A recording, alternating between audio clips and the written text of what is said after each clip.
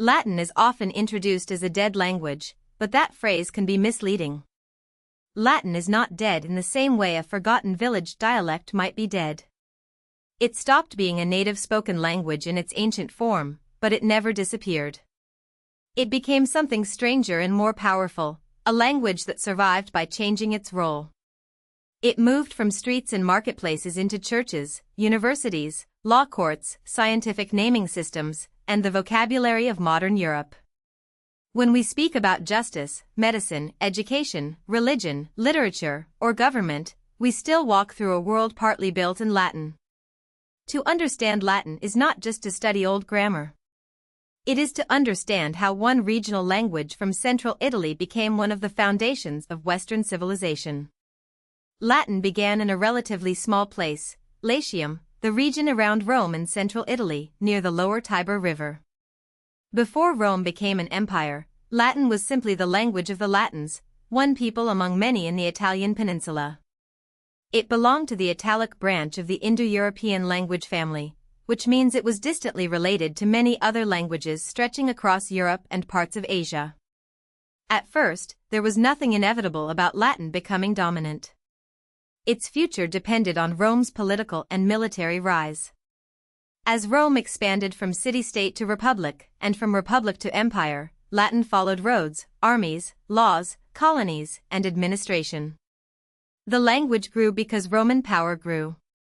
The Roman Republic turned Latin from a regional speech into a language of authority. Conquest brought Rome into contact with different peoples, cultures, and languages across Italy and beyond.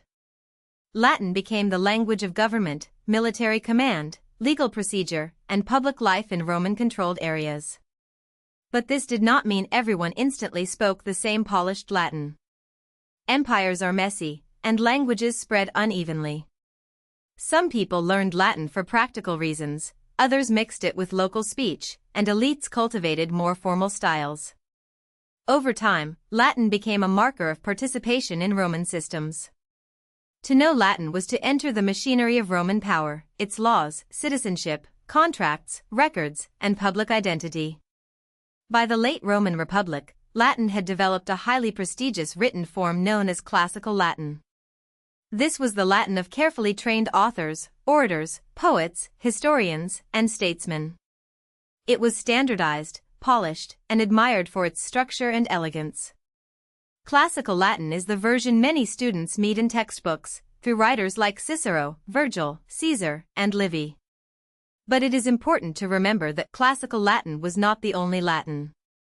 Like any language, Latin had levels of formality.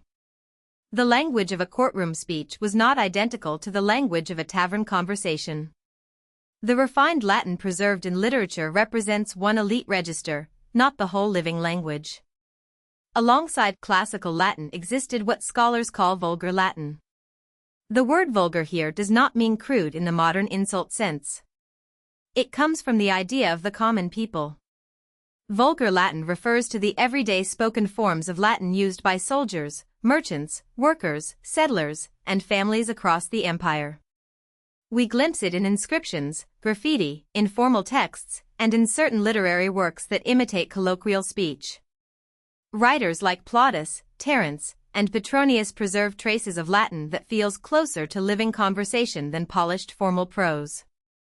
This spoken Latin mattered enormously, because it was not Classical Latin that eventually became French, Spanish, Portuguese, Italian, Romanian, and other Romance languages. It was the changing spoken Latin of ordinary communities. After the Western Roman Empire weakened and fragmented, Latin did not simply vanish. Instead, the spoken Latin of different regions continued evolving naturally. People in Gaul, Iberia, Italy, and other areas still spoke descendants of Latin, but distance, local influences, political separation, and everyday sound changes pushed them in different directions. Between roughly the 6th and 9th centuries, these regional forms became distinct enough to be recognized as separate Romance languages. This is why Latin is better understood as transformed rather than simply dead. Its spoken descendants are still alive in hundreds of millions of speakers today. When someone speaks Spanish, French, Italian, Portuguese, or Romanian, they are not speaking Latin, but they are speaking languages born from Latin's long regional evolution. Even as spoken Latin evolved into new languages, written Latin remained extraordinarily important. After the fall of the Western Roman Empire, Europe did not have a single unified political structure, but Latin continued to serve as a shared language across borders. It became the language of scholarship, administration, theology, education, and international communication in much of Western and Catholic Europe. A monk in one region, a scholar in another, and a cleric somewhere else could communicate through Latin even if their local spoken languages differed. This gave Latin a second life. It was no longer the everyday native language of a single people, but it became a working language for institutions that wanted continuity, authority, and connection. Late Latin and medieval Latin show how flexible the language became after antiquity. Late Latin refers to the literary form used from around the 3rd century onward, as the Roman world changed culturally and politically. Medieval Latin developed later as the written and learned language of the Middle Ages. It was not identical to classical Latin. It absorbed new vocabulary, reflected Christian theology, adapted to new institutions, and sometimes showed influence from local languages. This was not a failure of Latin. It was proof that Latin remained useful. A language locked perfectly in the past cannot serve new realities. Medieval Latin helped Europeans discuss theology, philosophy, law, education, medicine, diplomacy, and administration across centuries of change. During the Renaissance, scholars looked back to ancient Rome with renewed admiration. They wanted Latin to become more classical again, closer to the style of admired Roman authors. This produced Renaissance Latin, a classicizing form that shaped education and intellectual life. Later, Neo-Latin emerged in the early modern period. Scientists, philosophers, diplomats, and scholars still used Latin to publish works that could circulate internationally. For centuries, Latin functioned almost like a European academic passport. A book written in Latin could be read by educated people across many countries. This helped ideas travel before modern national languages fully took over universities, science, politics, and public intellectual debate. Latin's influence on English is especially deep, even though English is not a Romance language.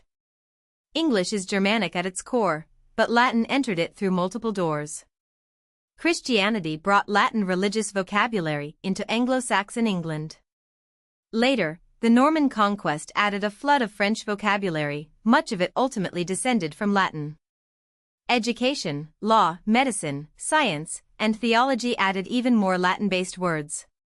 This is why English often has layers of vocabulary, a plain Germanic word beside a formal Latin-derived one. We might say ask, question, or interrogate, each with a different tone. Latin gave English much of its formal, technical, and institutional vocabulary, shaping how educated and official speech sounds today. Latin grammar also explains why the language has such a reputation for difficulty. Latin is highly fusional, meaning that word endings carry a great deal of information at once. A noun ending can signal case, number, and sometimes gender. A verb ending can show person, number, tense, mood, voice, and aspect. This allows Latin word order to be more flexible than English, because relationships between words are often marked by endings rather than by fixed position. In English, changing word order can change meaning dramatically. In Latin, endings do much of that work. This makes Latin compact and precise, but it also demands careful attention from learners. Every ending matters. The Latin alphabet is another part of Latin's legacy that feels almost invisible because it is so familiar. The alphabet used for Latin came through earlier Etruscan and Greek influences, but Rome spread it widely. Over time, the Latin alphabet became the writing system for many European languages and eventually for languages around the world.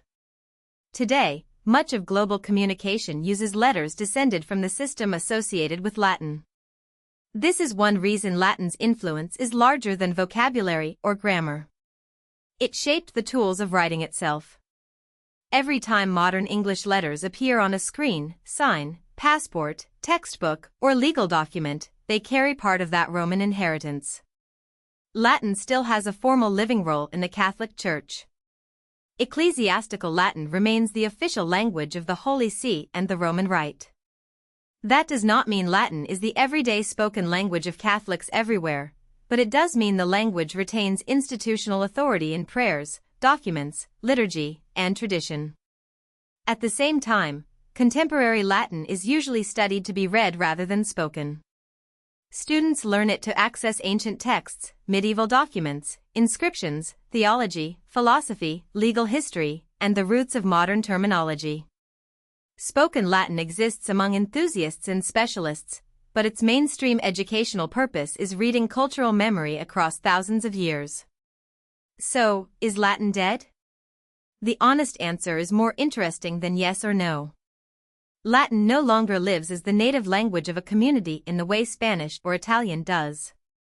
But it survives through descendants, institutions, vocabulary, alphabets, scholarship, and cultural memory.